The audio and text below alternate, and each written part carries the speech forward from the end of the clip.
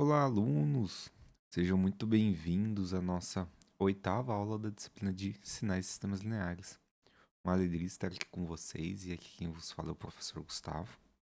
E dando sequência nas nossas aulas, na aula passada a gente começou a ver sobre os sistemas de controle, né? Começamos a conversar sobre isso. Como a gente sempre comentou, nossa disciplina é dividida ali em três blocos. A gente está na terceira etapa da nossa disciplina que a gente vê um pouco sobre essa realidade de controle, desses sistemas de controle, e podemos ver um pouquinho, né, essa importância do sistema de controle dentro da engenharia moderna em si, que a gente consegue ver a realidade da gente olhar para as máquinas, para os processos, para os sistemas dinâmicos que estão é, ocorrendo, estão operando, e existe uma condição estável de operação. Existe uma eficiência, existe uma segurança e existe um processo automatizado. Então é possível a gente ver essa realidade quando a gente vê um conjunto mesmo de componentes que estão sendo capazes de regular o comportamento de uma variável de interesse. E na aula passada a gente começou a falar disso quando a gente olha para a realidade da modelagem matemática. Então, é possível retirarmos informações de um sistema devido às suas configurações. Todo sistema, hoje moderno, né, possui uma modelagem matemática que a gente consegue extrair dela, dessa operação. Então, existe uma realidade, né, dessas variáveis de interesse e na aula passada a gente começou a ver, a gente não tem tempo hábil para sair é, projetistas de controle, mas conhecedores, pelo menos, desse domínio dessas variáveis controladas, de forma que esteja interagindo com a referência ou aquele nosso set point, né? A relação de entrada e saída para o nosso sinal de controle. Então, queremos olhar para o nosso controlador que está atuando sobre um sistema para reduzir um determinado erro, né? Um determinado valor, uma instabilidade, uma resposta transitória que esteja acontecendo. A gente também comentou na aula passada, né, que na prática o sistema de controle, mesmo que quando nós retiramos o seu modelo matemático, ele tenderá a possuir um caráter um pouco aleatório do seu valor. Porque no modelo matemático, quando a gente realiza um levantamento sobre o seu funcionamento, na prática mesmo a gente vê que existem algumas outras perturbações, variações e respostas durante o seu processo, seja por conta de manutenção no equipamento, seja por alguma condição ambiental também, temperatura, oscilação ou alguma outra característica ali que esteja sendo inserida. Então a ideia da aula de hoje, né, o conteúdo que a gente estará abordando, vai ser uma análise de resposta transitória e de regime estacionário. Então a gente vai começar a aprofundar um pouco mais sobre esses assuntos na aula. Vamos fazer uma aula meio que de revisão em alguns pontos da aula 2 que a gente falou de sinais contínuos, e também da aula 4 que nós chegamos a abordar a realidade da transformada de Laplace. Então vamos entender o porquê que a gente insere a transformada de Laplace dentro dos sistemas de controle. Já adiantando, basicamente o sistema de controle ele funciona como um elo, né, pra gente, entre a modelagem e o comportamento físico real. Então, se existe um comportamento físico real daquilo que a gente está querendo estudar, existe uma resposta analógica, né? Existe uma aplicação condizente com o que a gente está buscando.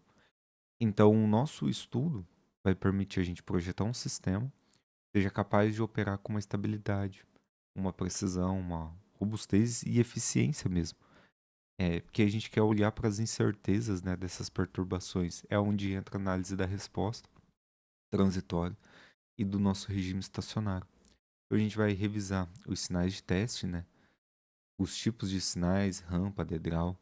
Vamos comentar também a resposta transitória, a resposta estacionária, a estabilidade absoluta, a estabilidade relativa e o erro estacionário, tá bom? A função de transferência a gente vai comentar novamente. Então, função de transferência é muito importante para os nossos sistemas de controle. A gente vai comentar sobre ela desde a nossa primeira aula aqui até a nossa última aula. A gente revisa, comenta e fala bastante sobre ela. Vamos falar também sobre sistemas de primeira ordem e sistemas de segunda ordem. E vamos ver a realidade dos sistemas de ordem superior. O exemplo também gráfico, tá? De resposta transitória. A gente vai ver um exemplo gráfico. E daqui a pouquinho eu vou apresentar uma ferramenta também para a gente utilizar para a nossa disciplina de sinais e sistemas lineares.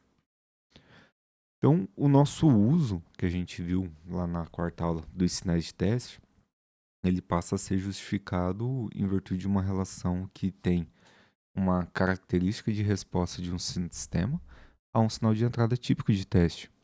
Então, eu tenho uma capacidade do meu sistema responder aos sinais de entradas reais que eu estou apresentando.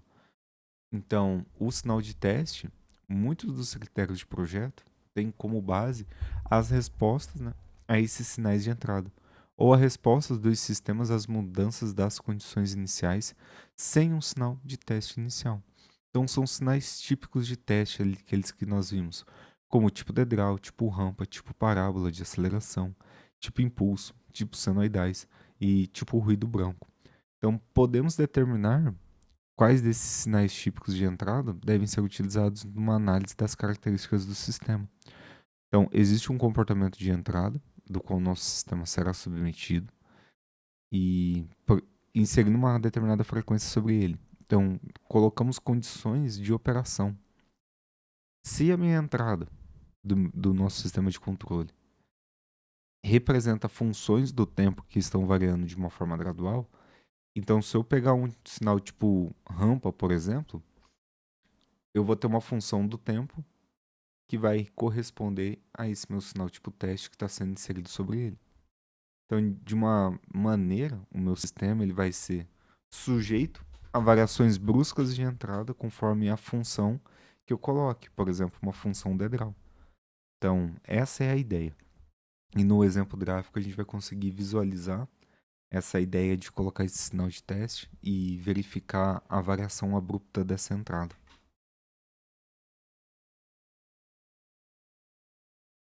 Lembrando então lá da nossa quarta aula, que nós vimos sobre transformadas de Laplace, nós começamos a ver a realidade desses sinais, né? Então, nós vimos o sinal tipo degrau, ele ocorre uma variação abrupta da entrada, e a gente consegue aplicar esse sinal degrau na prática. É um dos mais utilizados também em si. O sinal impulso também ocorre uma variação abrupta em sua entrada, e porém de curtíssima duração, é algo instantâneo mesmo. Eu tenho um S igual a 1, e então me traz uma perturbação ideal. Eu tenho um sinal pulso, quando ocorre uma variação em sua entrada de curta duração, e pode ser executado na prática, utilizado tá, em identificação de sistemas também. E o rampa, quando a entrada varia linearmente aqui com o tempo. Esses quatro sinais aqui são os mais utilizados, pelo menos. Né? Tem outros que a gente viu, desde o delta de Dirac, e entre outras realidades, mas são os mais utilizados mesmo. Agora eu quero mostrar para vocês uma ferramenta que eu estou desenvolvendo para auxiliá-los nos estudos. Vocês vão abrir o Google, olha só, e vão digitar o meu nome aqui em cima. Ó. Vão digitar assim, gustavotrebski.com e vão dar Enter. Desconsiderem a primeira página e cliquem aqui em cima no canto superior Disciplinas. Ó. O que é isso daqui? Eu tenho desenvolvido para vocês algumas ferramentas para a gente poder estudar e dar sequência nos nossos estudos. Então a ideia é o quê? Que após a conclusão, né, da disciplina, vocês vão encerrar a disciplina e a gente acaba não tendo mais um laço ali de estudo. Eu não ganho nada com isso daqui, tá, pessoal? É realmente uma forma da gente perpetuar o nosso estudo, da gente levar ele além da graduação, tá? Dar sequência no nosso estudo mesmo, de uma forma mais contínua, né, mais verdadeira ali, sempre se atualizando. Então, eu estou começando a postar alguns materiais para vocês Aqui tem algumas das disciplinas, tá, que eu ministro. Tem outras, tem IA para automação. Eu vou colocar uma de MATLAB, eu vou colocar Python. Então, com o tempo, né, e o passar assim das semanas, dos meses, eu vou acrescentar bastante material. Então, eu quero chamar atenção, por exemplo, aqui na nossa disciplina de sinais e sistemas lineares, ó. Se vocês passarem o mouse, podem ver que muda o cursor. Então, ó, ele possui material para ser acessado, diferente da disciplina de eletromagnetismo, que eu ainda não adicionei nenhum material.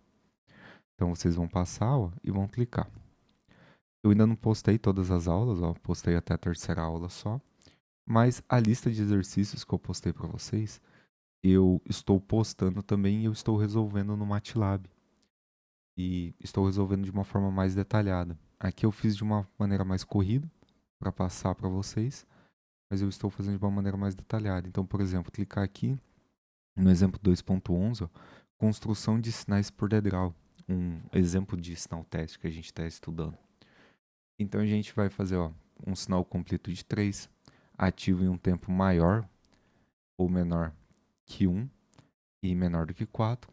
Então, o nosso sinal x de t ele tem uma realidade de 3, u de t menos 1, de u, né, menos u aqui de t menos 4. Então, primeiro o degrau liga, o segundo desliga. E aí tem todo o equacionamento, né, o passo a passo. Eu coloquei a simulação no MATLAB para vocês, para quem quiser fazer no MATLAB Web. Plotei o gráfico, deixei o gráfico aqui para vocês e deixei esse arquivo da simulação aqui, ó, para vocês poderem fazer o download também, para vocês poderem estudar com esse material. E assim eu estou fazendo para os demais sinais, ó, tá? Para vocês poderem estudar. Potência média, então tem bastante material, ó, bem o passo a passo mesmo que eu estou fazendo. Alguns eu estou colocando até interpretação, beleza? Mas o que eu quero chamar atenção é para isso daqui, ó. A base de cálculo. A base de cálculo, como a gente vai falar da transformada de Laplace, vamos entrar aqui, mas eu montei para vocês a transformada de Laplace, transformada Z, transformada de Fourier, análise espectral e reconstrução da série de Fourier numérica, tá bom? Então, transformada de Laplace. Vocês vão clicar e vão vir para cá, ó. Aqui, vocês podem observar, ó, tem um mecanismo de definição temporal e transformação da Laplace. É um ambiente de representação de transformação. Então a gente vai colocar o sinal aqui em f de t, tá bom? Eu preciso depois montar uma que faça a inversa, mas eu só fiz a direta, tá? Então aqui embaixo tem a sintaxe, aceita. Então, ó, por exemplo, vamos colocar se eu quiser colocar um t ao quadrado, eu preciso colocar o polinômio, a potência polinomial, t útilzinho de 2. A exponencial eu preciso colocar exp. Aí eu abro parênteses de menos 3, por exemplo, ó, que multiplica o t. Comportamento harmônica, né? Eu posso colocar. E entre outras realidades. Mas vamos colocar, por exemplo, ó, esse exemplo aqui ó, de 3 exponencial de menos 2 que multiplica t. Então, ó, por exemplo, 3 que está multiplicando o exponencial de menos 2 que multiplica o nosso t.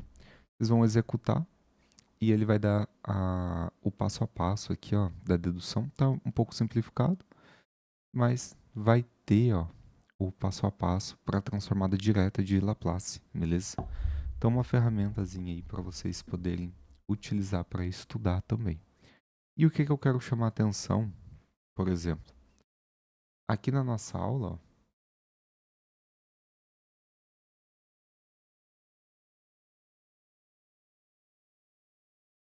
deixa eu ajeitar aqui. Ó, a gente quer olhar para a determinação da transformada de Fourier de Laplace ó, da seguinte função. Então, a gente tem uma função de degrau unitário. Se a gente for fazer, ó, aplicar esse degrau unitário em x de t, esse meu x de t unitário, esse 1, é o valor que eu vou colocar lá dentro da nossa transformada. E ele precisa me dar a resposta da transformada de 1 sobre S. Então, O programinha, ele vai fazer esse equacionamento aqui e vai me dar essa resposta. Olha lá. Então, se eu vier aqui e colocar o valor unitário, ó, ele vai me dar a resposta de 1 sobre S, tá bom? Então, eu coloco o meu x de t lá dentro. É isso que eu quero mostrar para vocês. Então, vocês podem utilizar para estudar, tá bom? Se a gente colocar uma exponencial ó, de menos a t, ele vai dar a resposta de 1 sobre S aqui, mais A. Se eu colocar o valor de delta, né? O valor de delta ali é uma exponencial a menos zero, tá bom? Que é um sinal impulso. Então, se eu colocar essa representação, vai me dar um x de S unitário.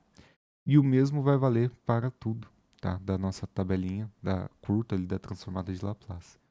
Então, eu montei lá para vocês, tá à disposição. É realmente uma ferramenta gratuita aí que eu estou desenvolvendo para vocês estudarem, para a gente conseguir ter um vínculo mesmo depois dos estudos, né? Que passar a disciplina, para não ficar o nosso estudo apenas até o nosso diploma ou a conclusão do ciclo da disciplina, beleza?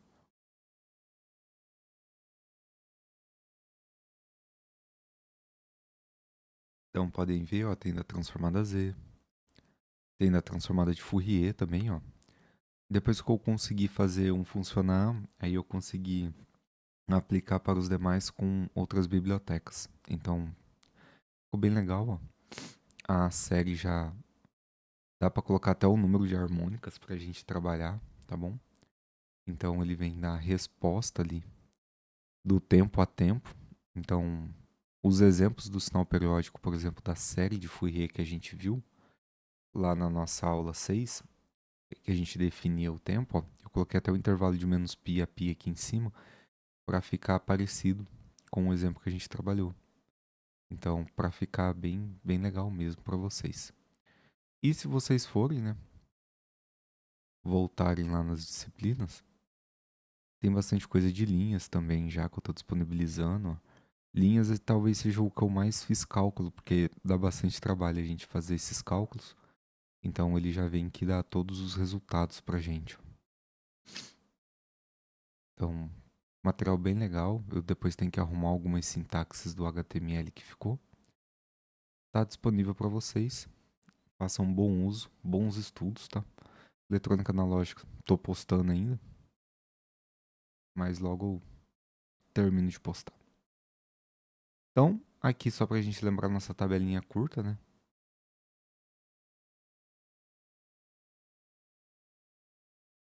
Utilizamos então a transformada de Laplace porque a gente vem com um sinal analógico, né? Uma realidade de um sinal contínuo. E esse sinal contínuo, para mim, ele vem fazer necessidade de ter um método que faça a sua análise. E a gente viu, né? Também lá na aula 6, que a gente comentou um pouquinho a transformada de Fourier, a transformada de Laplace, essa condição, meio de comparação. Esse meio de comparação, então, ele serve para a gente fazer o uso, né, da transformada de Laplace. O nosso caso aqui da dos sistemas de controle. Então, só para lembrá-los, né, do que a gente comentou lá na sexta aula, a transformada de Laplace passou a ser uma das ferramentas mais importantes dentro da teoria de controle. Agora olhando para a nossa teoria de controle, que a gente quer transformar equações diferenciais, né, que se encontram no domínio do tempo, para equações algébricas no domínio da frequência complexa. No caso, na frequência complexa de S. E isso a gente viu, né, ao longo da aula 4, 5, 6, que simplifica drasticamente a nossa análise. Então, se eu quero fazer, por exemplo, um projeto de sistema dinâmico, eu preciso ter uma resposta mais rápida do meu equacionamento. Então, Laplace me possibilitou isso. A transformada de Laplace. A análise do meu sistema de controle, se eu não fosse fazer, seria baseado em equações diferenciais ordinárias, as EDOs lá. Então, precisaria de mais processamento, né, para fazer, e mais processamento demoraria mais para ter uma resposta meio que instantânea ao longo da nossa operação. Então, a principal aplicação que a gente quer buscar é olhar para nossa resposta do controle e permitir a obtenção da função de transferência, tá? Então, eu quero olhar para a função de transferência, utilizar ela para uma característica da realização da minha entrada e da minha saída, né? Aqui do meu L de entrada para o meu L de saída, ou sendo um MS, um gama S, ou um XS e um YS, ou outros autores vão trabalhar ali com o S, YS também, e ter essa componente do meu sistema. Eu posso descrever e simplificar essas equações por meio disso. Então a nossa funçãozinha de transferência está representando aqui para mim equações diferenciais, né? As minhas EDOs, que são lineares invariantes no tempo. Então eu defino a relação entre a minha transformada de Laplace com a minha função de resposta para a minha saída e a minha transformada de Laplace com a minha função de excitação na minha entrada. Então eu admito todas as condições iniciais agora. E eu preciso colocar uma condição inicial. Lembra lá que a gente comentou? Eu admito. Então agora a gente consegue olhar e ver essa realidade, ó, da minha entrada que tende à enésima parcela. Por quê? Se eu quero admitir todas as condições, eu posso admitir então a minha enésima parcela. Eu não considero mais uma única condição de entrada. E se a gente avançar na teoria de controle, a gente consegue ver os tipos de controladores clássicos para colocar essas enésimas parcelas, né? A gente não vai entrar nisso, mas, por exemplo, a gente tem o controlador tipo P, que a gente faz a relação, né, do nosso G de C de S lá para um KP. A gente tem também um controlador proporcional integral, né, o PI. A gente aplica também ali uma relação de G de C de S de um KP mais um KI sobre S. A gente tem também o PD, né, o proporcional derivativo. A gente também faz o G de C de S, que é igual a um KP mais um KD de S. E a gente tem o famoso PID, né, proporcional derivativo integrativo ali, da derivação que a gente vai fazer, sendo a relação então do nosso GC de S, né, de um KP mais um KI de S mais um KD aqui de S. Tá? Só para a gente ver essa relação, porque quando eu olho para a minha relação da minha integral, eu estou falando que eu tenho uma integração que representa 1 sobre S para mim. E quando eu tenho uma derivação, é como se eu estivesse falando que eu tenho uma representação de S. Então, Laplace torna essas operações para mim mais simples. Porque se eu for lá e olhar, o meu 1 sobre S ó, é uma representação de U de T. Então, olhar para minha integração é como se eu estivesse colocando a minha condição de 1 sobre S. Ó. É como se eu estivesse colocando uma função integral unitário sobre o meu sistema. E aí eu coloco a minha função de entrada característica ali. E eu passo a assumir as minhas enésimas parcelas de entrada do meu sinal, tá bom? A intenção é essa. Realmente olhar para o meu sistema de controle e ter essas condições, tá? Essas condições que me possibilitam, tanto na minha primeira equação da função de transferência, onde a gente tem o nosso y ali da saída do sistema, e sendo o nosso x a nossa entrada do nosso sistema. A função de transferência do meu sistema traz essa relação, tá? Para ver realmente ali todas as condições iniciais que a gente quer buscar, né? Seja ela nula ou assumindo todos os demais valores.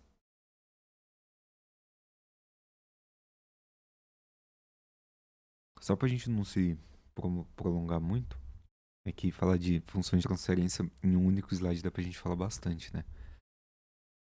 Mas a dinâmica do nosso processo possui um objetivo, que é avaliar o comportamento. É isso que a gente quer falar na aula de hoje e começou a falar na aula passada. Então, durante o processo, possui variações nas entradas. Então, vai ter uma resposta, né, transitória ou um regime de operação durante o processo. E na planta industrial, eu represento isso por meio de funções de transferência, tá? que são as minhas relações matemáticas. E aí é onde a gente quer chegar para o sistema de primeira, segunda ou ordem superior do sistema, que representam essas equações. Então, os meus sinais, eles podem ser representados como essas variações contínuas ou discretas do meu sinal. As funções de transferência, que eu utilizo de Laplace para sistema contínuo, e eu consigo utilizar uma função de transferência também para um sistema discreto, utilizando a transformada Z. Então, dá para fazer essa função de transferência, esse modelo matemático, por um quociente, tá?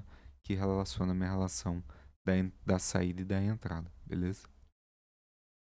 Então é tudo isso que a gente está comentando aqui. E nisso nós chegamos na nossa resposta transitória e na nossa resposta estacionária, tá bom? Então, a nossa resposta transitória vai ser a relação de CU de T. E entende-se, né, que é aquela que vai, né, do seu estado inicial até o seu estado final. Então, por exemplo, lá na aula passada a gente utilizou o exemplo da esteira e da produção, por exemplo, de copo ou garrafa que seja. E vamos supor, começa o processo de produção ou entrou ali na nossa esteira e houve-se uma perturbação e atrapalhou o processo de fabricação do primeiro copo. E o processo todo produz 100 copos. E essa perturbação, então, ela vai se estender desde o início até o estado final, tá? Então vai atrapalhar toda a produção desses 100 copos. Diferente da resposta estacionária, que é o CSST. Entende-se como um comportamento do sinal de saída do sistema na medida em que t tende ao infinito, né? Então, eu tenho uma resposta temporal de um sistema de controle ali que está consistindo nessas duas etapas.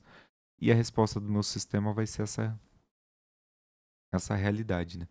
A transitória, que vai se estender durante um período de tempo para aquele copo, ou uma estacionária que vai se estender aos 100 copos, né? A toda a produção, tá bom?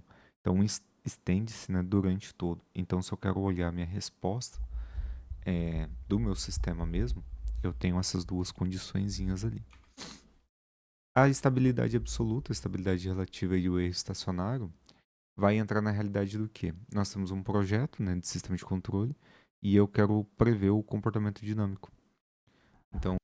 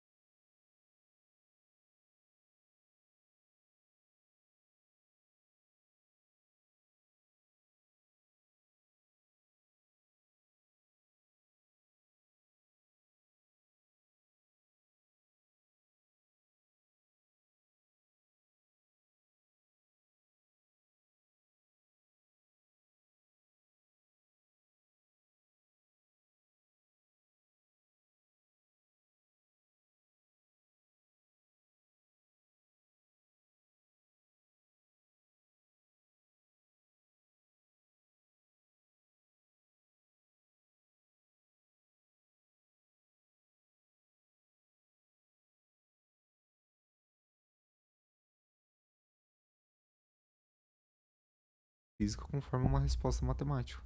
E é isso que a gente está fazendo. Então, meu sistema de primeira ordem, eu consigo trabalhar ali com uma realidade de um degrau unitário, uma rampa unitária, um impulso unitário, por exemplo.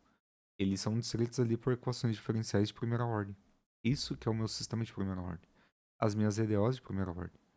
Então, eu trabalho no meu domínio S com polinômios de grau 1. Então, não possui ali uma oscilação ou variação na resposta transitória. Ele vai crescer ou decrescer simplesmente de uma forma exponencial mesmo, tá bom?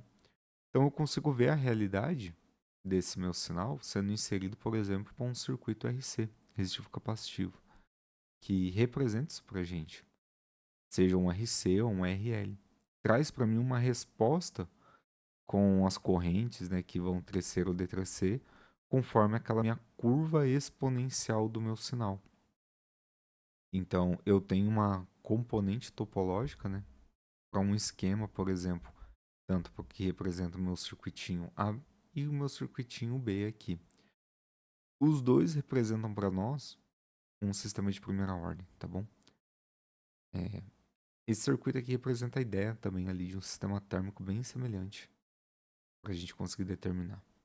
Então, sistema de primeira ordem, degrau unitário, rampa unitária e impulso unitário. Deixa eu até anotar isso daqui.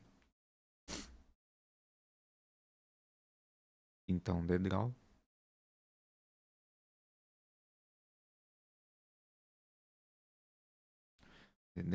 é a rampa unitário e também o impulso, tá bom? A gente vê esses três aqui, ó, são exemplos do sisteminha aqui de primeira ordem, tá?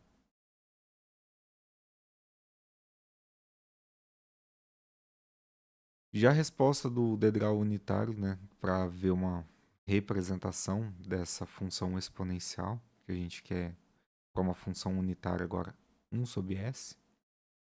Então, a gente consegue ver esse degrau sendo inserido. Olha só, eu vou ter uma resposta exponencial, né? A minha resposta exponencial está aqui, ó, nessa curva.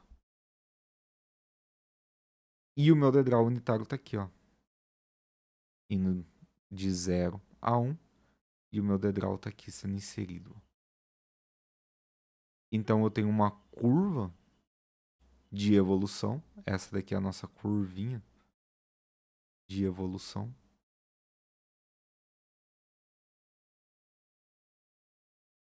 Nossa curvinha de evolução da minha resposta, tá? Da minha saída. E nós temos a resposta do nosso sistema para o nosso sistema ali de primeira ordem, né? Que a gente está inserindo. Então, eu estou multiplicando a minha resposta, ó, pela minha função de degrau unitário que eu estou inserindo, sobre o meu 1 sobre S. Então, eu consigo ter a minha resposta para essa função agora. A gente consegue ver que a nossa curva, ela vai ter um período de t, de 0, né, a t, de 2t. Então, tem um período de t aqui, inicialmente, que está sendo trabalhado. Então, de 0 a t, por exemplo, ela vai crescer, ó, até 63,2%. Então, esse é o meu valor final correspondente à minha exponencial. Então, a minha resposta se encontra aqui. De 0 a 2t, ela foi para 86,5%. Então, é como se eu tivesse aqui também, ó, um valorzinho de 86, ó, 0,865, tá bom? Para 3t, a gente consegue ver um valorzinho de 95%, ó, de 0,95. Para 4t, de 0,98, de 98,2%. Para 5t, 99,3%. Então, para cada t, por exemplo, maior aqui, ó, que 4t, né? A resposta vai se manter entre 2 a 1% do nosso valor final, tá? Que ela não vai chegar a se encostar aqui, ó. Quer dizer que na prática o meu tempo razoável estimado de resposta ele precisa ter um intervalo de tempo para essa curva alcançar e permanecer nesse período aqui de 2% mais ou menos, de 2 a 1% do meu valor final. Então, eu tenho uma constante de tempo sendo inserida para mim. É isso aqui que a gente quer fazer. Eu vou ver o tempo que ele demora para corresponder. Se o meu sistema vai subindo cada vez mais, né, ele vai chegando perto do meu regime permanente, que seria o ideal para esse valor aqui. O regime permanente ideal seria o valor unitário de 1. E a gente consegue ver agora nesse exemplo, o exemplo 1, um circuito RC de primeira ordem. Então, aqui a gente tem um valor ó, do nosso resistor de 1,1K ohm e o valor capacitivo aqui de 0,1 microfarad. E fazendo a nossa funçãozinha ó, de transferência e multiplicando por um sinal dedral unitário, né, de 1 sobre S aqui, essa daqui é a nossa resposta ó, da nossa curva do nosso circuito. Tá? Então, a gente liga o nosso circuito e vê a resposta dele. E se a gente der um zoom aqui agora, ó, essa imagem aqui da curva foi apresentada, gerada no MATLAB, tá bom? E essa daqui a gente consegue ver a representação espectral fazendo a simulaçãozinha ali no MultiSim, por exemplo, no software. Então tem a resposta em verde da forma de onda da saída, né, que seria a curva correspondente, e na amarela nós temos a rampa sendo apresentada, tá bom? E se a gente começar a variar o valor do nosso resistor e manter o valor do nosso capacitor, ó, agora um valor de 600 ohms, a gente pode observar que a nossa curva característica ela começa a se aproximar da nossa rampa, da rampa não, desculpa, do nosso dedral unitário que está sendo inserido. Então, conforme a gente vai avançando ou diminuindo, né, nesse caso eu diminuo a resistência, então eu aproximo mais ainda a minha resposta ao meu dedral unitário. E aí eu consigo manter um valor próximo à minha estabilidade, daquilo que eu estou buscando. Então, só vou dar um zoom aqui, ó, para a gente observar isso daqui, ó. Então a gente consegue ver, ó, essa proximidade mesmo do sinal que está sendo inserido. Um outro sistema aqui de primeira ordem, tá? Agora colocando para a função unitária de 1 sobre S quadrado, colocando a nossa rampa unitária de entrada do sistema de resposta. O erro do nosso sistema, ele passa a seguir agora uma rampa unitária como um sinal de referência. Então, em vez de ser um dedral unitário, agora eu insiro e ele segue essa referência de uma rampa. Então, eu tenho uma entrada igual a um T também. Coloco uma relação de T da minha entrada aqui, ó, aqui 3T, aqui 5T. Então, passei a colocar essa minha referência para todo um tempo T também aqui de um RT sendo inserido. Então, quanto menor for a minha constante de tempo T que eu estou inserindo aqui e verificando, menor o meu erro estacionário ao seguir a minha entrada da minha rampa, tá bom? Então, menor será essa minha relaçãozinha ali. Então, quanto menor a minha constante de tempo, menor o meu erro. E eu consigo seguir conforme a minha entrada da minha rampa. E aí eu consigo ter um erro de estado permanente. Ó. O meu regime permanente é quando ele estabiliza. E o meu regime transiente é a variação até a minha estabilidade, tá? Talvez isso seja importante a gente até anotar. Então, o regime, ó, o regime permanente,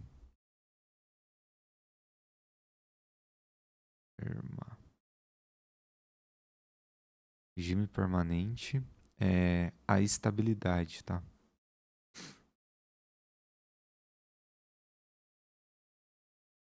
Estabilidade. E o regime transiente, tá?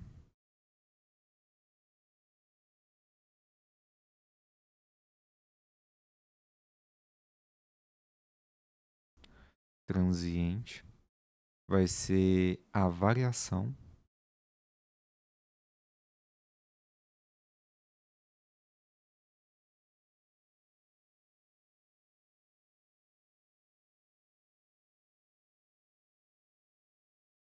até a sua estabilidade, beleza? Então a gente consegue ver aqui a entrada, né, da nossa reta. O sinal de saída é o nosso sinal aqui em negrito. E a gente consegue ver então a nossa rampa aqui, ó,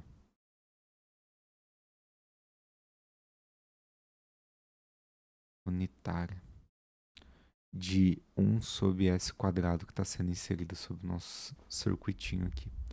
Então existe uma diferença, né, entre essa entrada e saída, que a gente está chamando aqui de erro de regime permanente, tá? Essa diferença aqui é esse erro de regime ou estado permanente, beleza? Fazendo o mesmo para uma função unitária, aqui que a gente consegue colocar agora uma função para o meu sistema de primeira ordem, eu consigo verificar uma relação de uma exponencial. Então é como se eu viesse e apresentasse só um impulso, tá bom? Só um impulso que ele vai decair ou ele vai crescer. Então ele decai ou ele cresce, tá bom? Aqui conforme a representação dessa exponencial. E o nosso sisteminha de segunda ordem, tá bom? O nosso sisteminha de segunda ordem, ele passa a ser descrito por uma equação diferencial já, agora representando uma segunda ordem mesmo. Então, esse diagrama está representando para nós uma representação de um circuito de malha aberta, tá? Ah, professor, mas tem a realimentação aqui. Ele representa uma malha aberta, né, com feedback de malha fechada, tá? Então, a minha equação representa o meu sistema em malha fechada, conforme eu não tenho... Aqui eu preciso colocar um sensor aqui, tá? Para poder identificar esse sinal que está saindo de lá, está entrando e chegando aqui. Aí eu considero ele de malha fechada. Mas se eu trabalhar ele, eu posso trabalhar ele com malha aberta ou com malha fechada. Para um sistema de segunda ordem dá para fazer. É mais difícil trabalhar com ele em malha aberta, mas dá. Então, a gente quer pegar um sisteminha, por exemplo, de malha fechada e abrirmos ele, né? E ter a nossa relação realmente ali da nossa entrada RS e da nossa saída CDS. Então, passamos a ter um polinômio característico de segunda ordem mesmo. Então, no nosso denominador, a gente vê a função de transferência, né, da nossa ordem, do nosso sistema, que se dá pelo nosso denominador mesmo.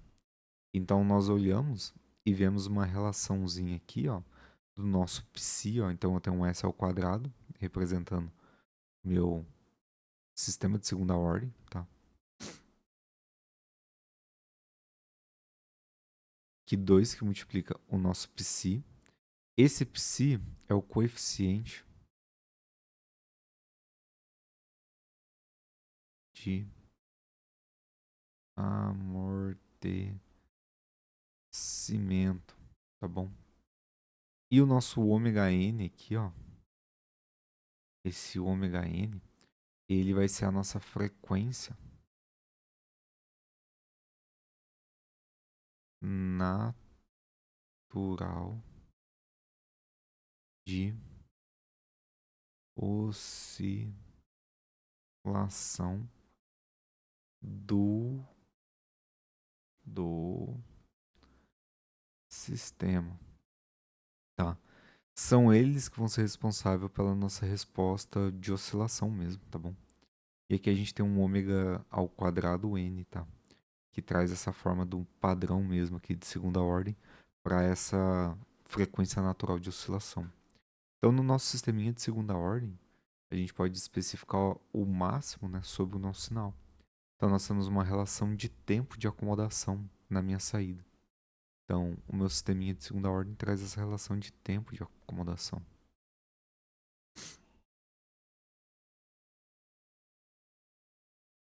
da minha resposta da minha saída.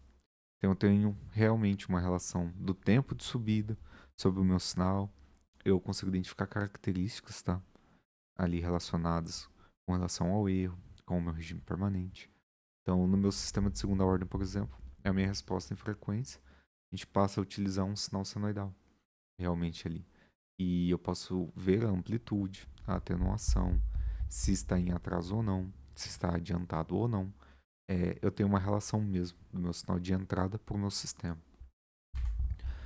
Então, eu consigo verificar, por exemplo, aqui nessa minha figura, uma família, né, de curvas ali de C de T que está sendo inserida e está sendo inserida uma resposta ao degrau unitário, tá bom?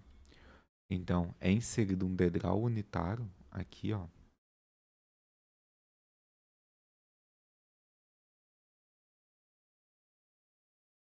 Um sobre S, para diversos valores do nosso sigmazinho aqui, ó. Tá?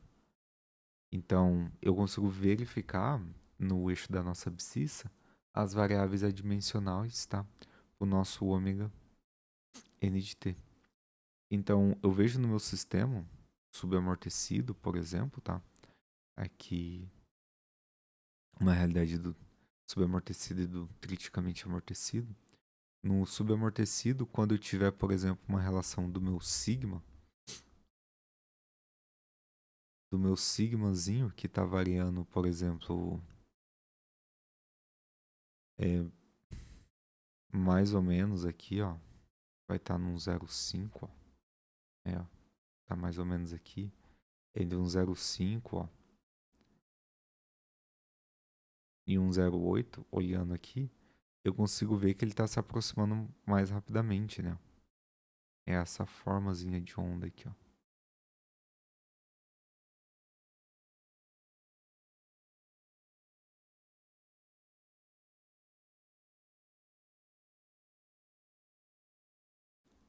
Eu consigo verificar isso daqui, ó. Então, ele se aproxima, né? Mais rápido ali, tá representando isso para mim.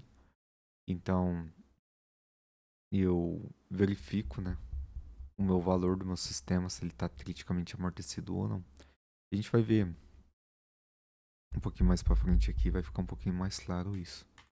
Que daí a gente chega na definição especial da resposta transitória, para entender a relação do criticamente amortecido ou do subamortecido mesmo.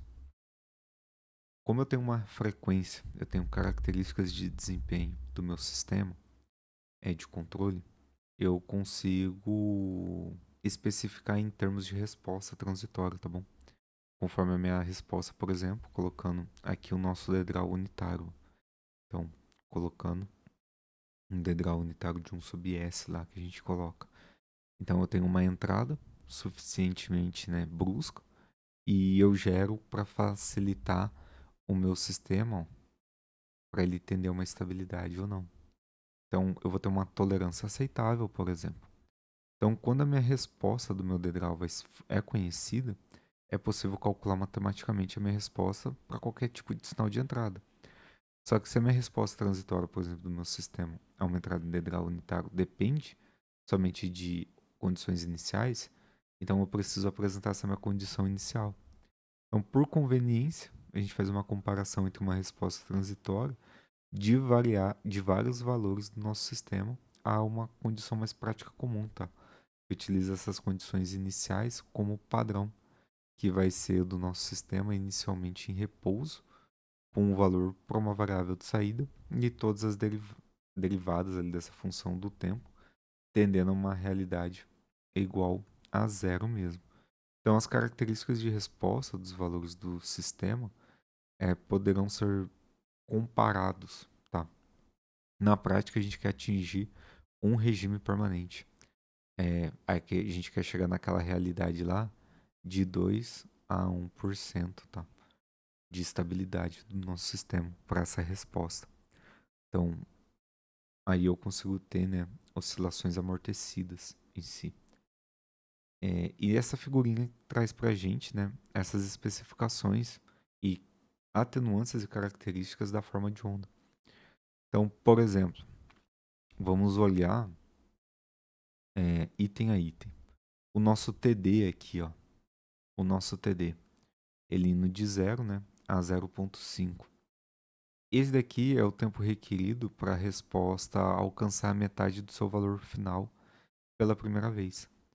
Então, a gente consegue ver que o valor da resposta final estaria aqui, ó, trazendo para minha realidade, né, do meu TR, que vai ser o tempo que essa resposta demorou para passar, por exemplo, de 10 a 90%, ou de 5 a 95%.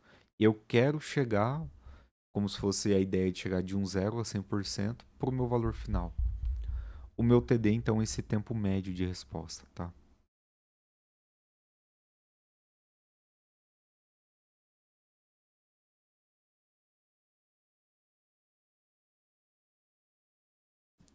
O nosso TR, então, o nosso TR é esse tempo final que a gente teria, tá? É a ideia do tempo final.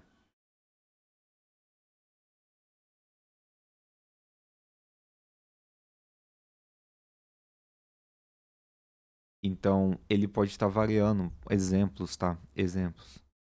De 10% a 90%. De 5% a 95%. Ou, por exemplo, de 0%, né? Saindo do zero mesmo, a 100%, né? Pensando numa condição ideal. Então, para um sistema de segunda ordem, subamortecido, o tempo de subida vai mesmo ali de 100 a 0 a 100%, que é normalmente utilizado. Mas para um sistema super amortecido, o tempo de resposta geralmente fica aqui, ó. Então, para o super, ele fica aqui. E no subamortecido, ele geralmente está aqui. E a gente tem outras variações, tá? Do mais utilizado.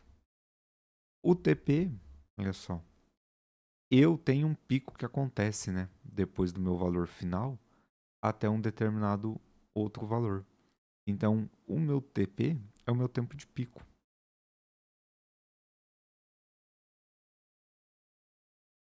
Falando mais bonitinho, é o tempo requerido, né, ali para minha resposta atingir o primeiro pico de sobressinal. Tempo de. Eu escrevi tempo, tempo duas vezes, né?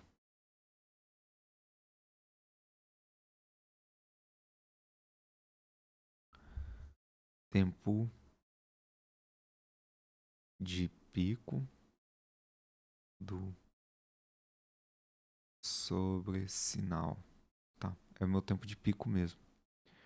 Então, eu consigo verificar, por exemplo, aqui em cima, também o nosso MP, ó. O nosso MPzinho, o que seria? O MP é o máximo sobressinal, tá?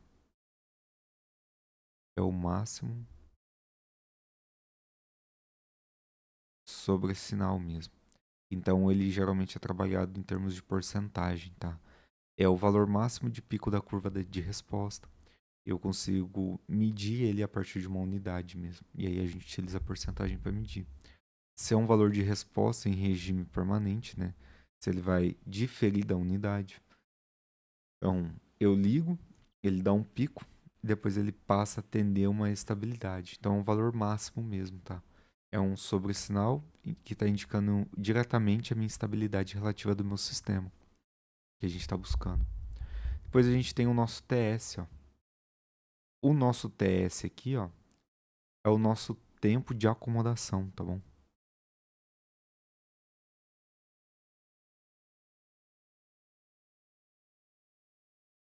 É o nosso tempo de acomodação. Então eu posso observar, ó, que ele possui um tempo que ele demora para se acomodar, ó. Ele vai, ele levanta, dá o seu pico e ele vai demorar ele vai começar a se acomodar a partir daqui, ó. É na hora que ele volta a começar a subir, ó, para ele tender então a sua tolerância aceitável. Então, do meu tempo de acomodação até a sua estabilidade, eu tenho o meu período de acomodação também. Geralmente, o nosso tempo de acomodação, ele fica aqui entre 2 ou 5%, tá? Geralmente ele fica variando ali. Pode ir para um 6, 7, depende ali da estrutura e da configuração. Mas tá ali em torno desse valor final mesmo. Para permanecer mesmo, tá? E essa tolerância aqui, ó, passa a ter um tempo de acomodação relacionado à constante do tempo mesmo do nosso sistema, tá? Eu quero determinar o critério do meu erro, o objetivo do meu projeto em questão, que seja daquilo que eu estou buscando. E a gente chega na nossa resposta, então, temporal da segunda ordem. Então, como a gente viu anteriormente, a gente vai colocar numa frequência natural um coeficiente de amortecimento representando essa equaçãozinha de segunda ordem para ter essa resposta transitória. E isso está relacionado à nossa resposta temporal, então.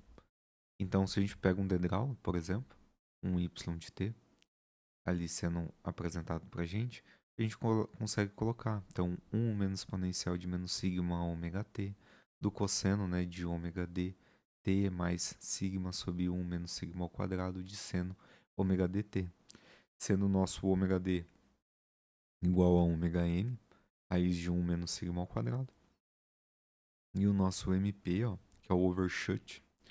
O nosso overshoot, então, que é o nosso MP, que é o máximo sobre sinal. O overshoot a gente escuta bastante em DSPs, né? A gente trabalha bastante com essa ideia ali do overshoot. Então eu posso calcular o overshoot como meu MP da minha exponencial aqui de menos π sigma sobre 1 sobre raiz de 1 menos sigma ao quadrado, tá bom? Então eu tenho um tempo, né, de subida, que é o tempo para atingir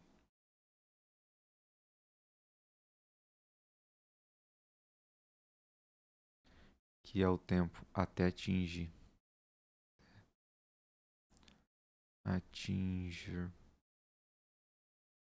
o valor final e o nosso tempo de acomodação,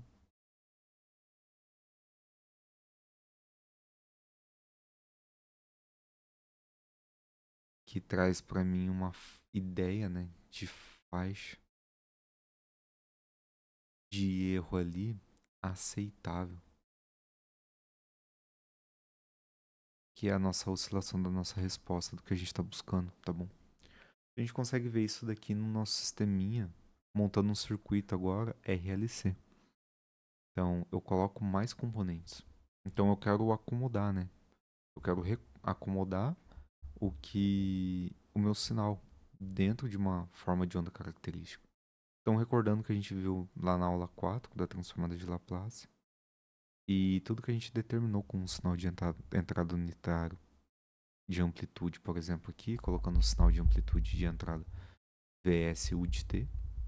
Então, o meu U de t já representa para mim, né, que ele vai estar no meu domínio característico aqui da frequência. Então, por exemplo, eu não lembro certinho o valor, tá no outro slide, mas só deixa eu ver aqui. Tá 1, 3, 1, 1, 1 e 2.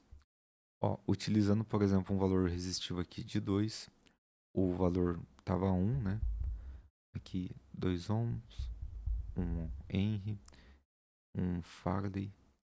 Aqui o circuito tava 3 ampere e VS tava 1 também, tá?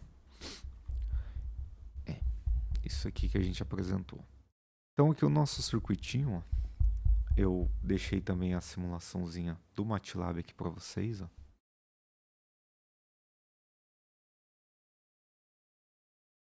Então, tem o nosso valor, ó, do VCO, que está na saída, a nossa corrente, nosso VS, nosso indutor, nosso capacitor, nosso resistor, e a gente está montando a equaçãozinha aqui, ó, e é essa equação aqui, tá bom? Então a gente pode ver, ó, eu tenho a relação, né, de 1 sobre S aqui, que a gente está calculando, e depois a gente está determinando, ó, a inversa de Laplace, porque se encontra no domínio do tempo de Laplace. Eu tenho um VC de S aqui sendo apresentado para mim. Então eu quero encontrar a minha resposta transitória do tempo aqui. Então, fazendo o nosso circuito, a gente vê uma resposta característica. Mas eu quero ver a minha estabilidade. Meu sistema de controle apresentando uma estabilidade. E aí, no momento em que eu monto a equação para entender, ó, a gente consegue verificar, olha só, o tempo de pico, né, de acomodação. O nosso MP aqui, o overshoot. Ó. Olha só. A gente poderia colocar aqui também, ó,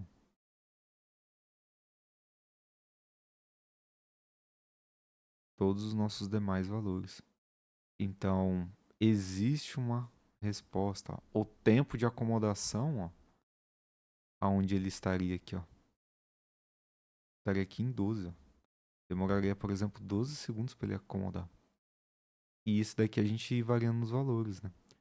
Aqui, a gente se for variando eles, o valor, o resistor, o valor do capacitor do resistor, a gente consegue identificar essas condiçõezinhas aqui de oscilação, tá bom? Então a ideia é realmente a gente começar a apresentar essas respostas, né? Entender como que está funcionando, entender a estabilidade do nosso sistema, porque queremos respostas, né? Transitórias ali. Então, dá para simular, dá para verificar e dá para comparar de um meio físico mesmo, tá bom? Então, basicamente, o nosso circuito RLC ali é essa representaçãozinha aqui que eu trouxe para vocês do incremento, né, das formas de onda para um sistema de controle de segunda ordem. E da mesma forma dá para a gente montar essa funçãozinha de transferência, né, e plotar ali no nosso MATLAB e comparar também com o valor do multisim. Tá? Eu posso depois disponibilizar também lá no site para vocês terem acesso ao MATLAB. Eu posso montar depois uma aba lá, colocar uma aba, uma página separada. Para esse exemplo, eu deixo o circuito montado, eu deixo tudo detalhadozinho lá do Multisim, do MATLAB, os arquivos para download, para vocês poderem estudar, variar os valores e ver essa resposta transitória. Tá? Então, conforme a gente for variando os valores do nosso resistor, mantendo o indutor e o capacitor, a gente consegue ver. Ó, só de mudar a resistência já muda bem a nossa resposta. O tempo de acomodação, olha só. Olha o nosso pico e o tempo de resposta transitória, como que ele começa a alterar. Altera bastante. Então, a gente consegue verificar realmente essa oscilação transitória da nossa entrada e saída.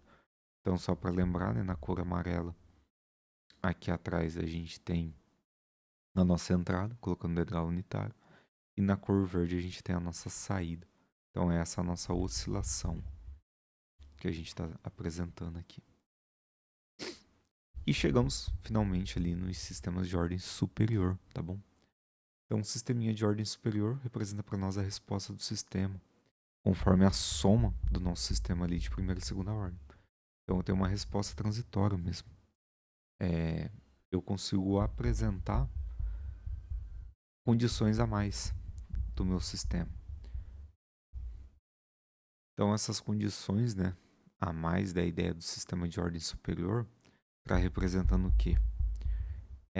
Eu tenho uma dinâmica, que a gente já sabe que está sendo descrita por equações diferenciais, ali seja de primeira ordem, né, ou uma realidade, né, para a segunda ordem já. Só que agora ordem superior já não é segunda ordem, é maior do que 2. Então, uma função, por exemplo, precisa ter 3 ou mais polos para mim.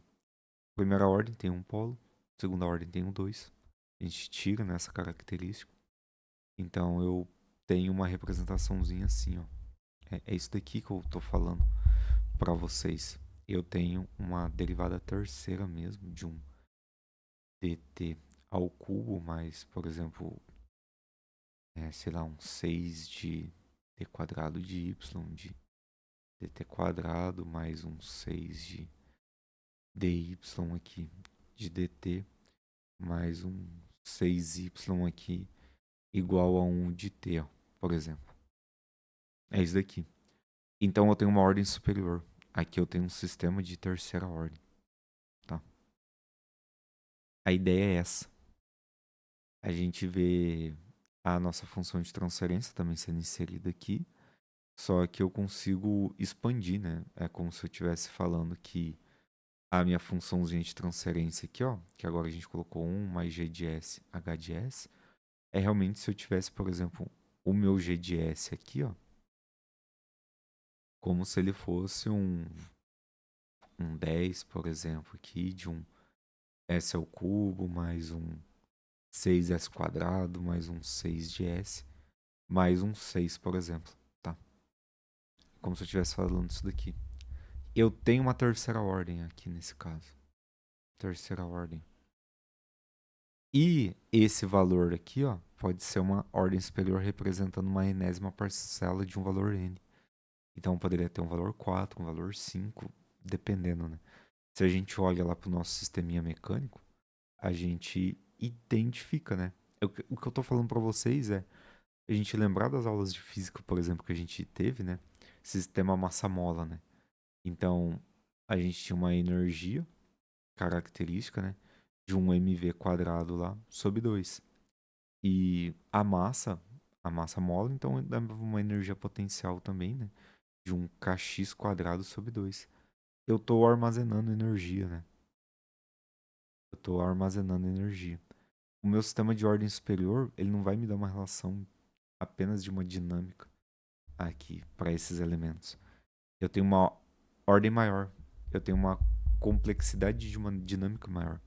Então eu consigo considerar polos do meu sistema maiores mesmo. Então eu consigo representar e tirar valores, né? Eu consigo tirar agora 3 raízes do meu sistema, tá? Então eu olho para o polo do meu denominador e ele está influenciando isso para mim. Ele está mais próximo da origem. Eu consigo ter uma resposta transitória maior. Tá? E isso também me dá uma estabilidade, né? Ali, por exemplo, a estabilidade do meu sistema de ordem superior, ele geralmente é estável se todos os polos estiverem no meu semiplano esquerdo, lá que a gente trabalhou. Só que ele vai ser estável se todos forem negativos. Vai ser instável se ele tiver um polo positivo, né, ali. Então a minha instabilidade, ele estaria nessa relação. Essa relação de instabilidade, lugar das raízes, né, critérios mesmo de estabilidade, por exemplo, o critério de Rolf, né, ou lugar das raízes a gente vai ver, e as equações de estados nós vamos comentar na aula que vem. Isso fica para nossa aula 9, na nossa última aula, tá bom? Então, trabalharemos isso na aula que vem mesmo. Mas só para a gente entender ao final do nosso conteúdo, né? A gente pode ver, por exemplo, aqui uma resposta. Ó, esse daqui é um sisteminha de segunda ordem. Me dá uma resposta, né? Então, transitório, a gente vê o nosso tempo de pico, o tempo de acomodação. Então, para um degrau unitário ó, sendo inserido. Um outro exemplo, a gente pode ir variando, né? Aqui e verificar as nossas representações também do nosso sistema, tempo de resposta do overshoot, que também é um sistema de segunda ordem, tá? Geralmente a gente trabalha com sistema de segunda ordem. Sistema de terceira ordem, ordem superior, aí entra em alguns sistemas mais dinâmicos, né? Por exemplo, sistema de controle de propulsor, de drone. Então, entra em alguns outros modelinhos ali de sistema. Mas, pessoal, para finalizar, né, ali a nossa aula, deixo então para vocês o acesso aqui da transformada de Laplace. Assim que possível, eu vou fazer também para a transformada inversa de Laplace. Acredito que até semana que vem já vai ter a transformada inversa de Laplace. transformada inversa Z, transformada inversa de Fourier. E se der um tempinho ali, eu faço um sisteminha aqui também para calcular a função de transferência, tá bom? Para vocês poderem pegar o sinal da transformada de Laplace ou da transformada Z e inserir a relação de entrada e saída ali do nosso sisteminha para encontrar a funçãozinha de transferência. Vou continuar postando, eu tenho mais listas ali para postar, mais exercícios, tem bastante material para disponibilizar ainda. Assim que possível eu vou disponibilizando, eu peço que permaneçam, né, os nossos estudos aqui na disciplina de sinais e sistemas lineares. Já no finalzinho da aula tem alguns alunos que não participam da nossa última aula, então gostaria de deixar meu agradecimento a vocês ao longo do nosso módulo. Sempre uma alegria mesmo estar aqui com vocês. Espero que vocês tenham gostado da nossa aula. Então deixe aí no comentário da aula se vocês gostaram, como que foi, o que vocês gostariam de ver, talvez coisas mais práticas, modelos mais aplicáveis, para que a gente consiga avançar e colocar também aqui no nosso site, para a gente poder disponibilizar mais material, pensar em aplicações futuras e modelagens contínuas de tudo que a gente possa trabalhar. Semana que vem, então, falaremos do sistema de critério de estabilidade, lugar das raízes, a relação dos polos, tá bom? Da nossa raiz de transferência. Então, tudo isso nós trabalharemos mesmo ao longo das próximas aulas. Da última aula, no caso, né? Que só tem mais uma aula. Mas daremos sequência ali no site para aqueles que desejarem se aprofundarem, estudar um pouquinho mais sobre o sistema de controle. Futuramente vou colocar também material ali para vocês sobre sisteminhas de controle. Então, um grande abraço, pessoal, e tchau, tchau.